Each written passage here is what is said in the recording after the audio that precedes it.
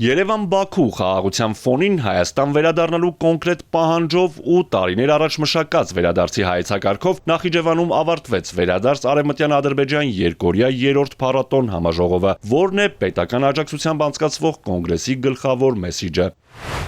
Ադրբեջանը իր նպատակները եւ հավակնությունները շատ վաղուց այնքան հստակ է ձևակերպել, որ անգամ գլխավոր ազդակ ասվածը հայտնի է շատ վաղուց։ Այն կարող ենք ամփոփել հենց այս համաժողովի ընթացքում հնչած Ադրբեջանի կրթության եւ գիտության նախարարի խոսքերով, այն է, որ իրենց բնորոշման Արևմտյան Ադրբեջանի ծրագիրը ռազմավարական նշանակություն ունի, ոչ միայն Ադրբեջանում երիտասարդ սերնդի դաստիարակության, այլ նաև ազգային ինքնության համար։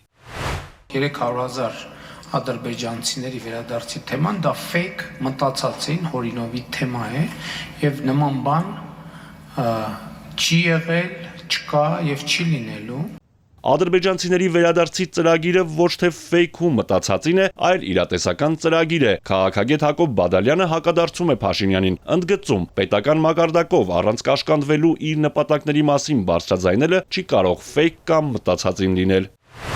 Իրավաքաղաքական առումով այս նախնական փուլում այդ հավակնությունը արդեն իրատեսական է։ Հիմա դա կիրականացվի 1 տարի հետո, 5 տարի հետո, թե 20 տարի հետո, սկզբունքորեն արդեն սա չէ էականը, այլ այն որ գործընթացը կա եւ շարժվում է առաջ։ Եվ ինչքան շարժվի առաջ, այնքան շատ ավելի դժվար է լինելու այն կասեցնել։ Ցանկացած պահանջ, որ դրվել է Հայաստանի առաջ եւ առաջ է մղվել, հելադրվել է Հայաստանին,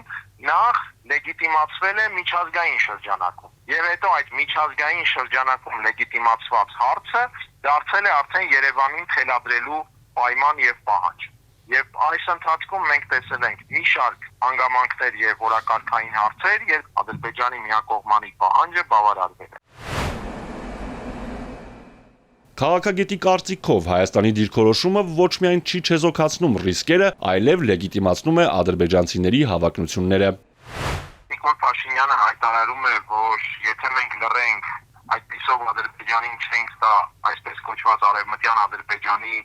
եւ ադրբեջանցիների վերադարձի մասին խոսելու առիթ, իրականում նա այդպիսով հակառակ իրավիճակ է ստեղծում, նա փաստորեն հավասարազոր է դարձնում արցախցիների վերադարձի լեգիտիմ, օբյեկտիվ, ընդ որում միջազգայինորեն նաև լեգիտիմ իրավունքը ադրբեջանցիների վերադարձ ասված այդ արհեստական հավակնության հետ եւ երբ այս մակարդակում այդ հավասարությունը տեղի է ունենում, Հայաստանը այդպիսով կամա թե ակամա Ադրբեջանին տալիս է այդ հարցը միջազգային օրակարգում առաջ մղելու հնարավորություն։ Պաշտոնական դիրքորոշում հայտնելու եւ վտանգը չեզոքացնելու փոխարեն Փաշինյանը ընդդիմադիրներին է մեղադրում։ Քան դեռ ազգային ժողովում ընդդիմությունը դրոշները դրած պահում է, այդ բերելու այդպիսի արձագանքների հիմնավորումը թե իբրև թե Հայաստանում ընդդիմադիրները Արցախի դրոշ են դնում խորհրդանում եւ այդպիսով Բաքուն արձագանքում է, մեղմ ասած, պարզունակ սպառողի համար նախատեսված ճակերտավոր հիմնավորում է։ Մենք տեսնում ենք, որ պաշտոնական Երևանը չի առարկում այդպիսի հավակնության, այդպիսի ծրագրի, այսպես ասենք, հիմնավորվածությունը, այլ ընդհանրապես որպես դրան հակազդելու կամ դրա չեզոքացման միջոց նշում է այն, որ մենք էլ մեր իրավունքների մասին չխոսենք։ Արդեն իրավական մակարդակում Երևանը տվել է Ադրբեջանին այդ մասին խոսելու հիմքեր։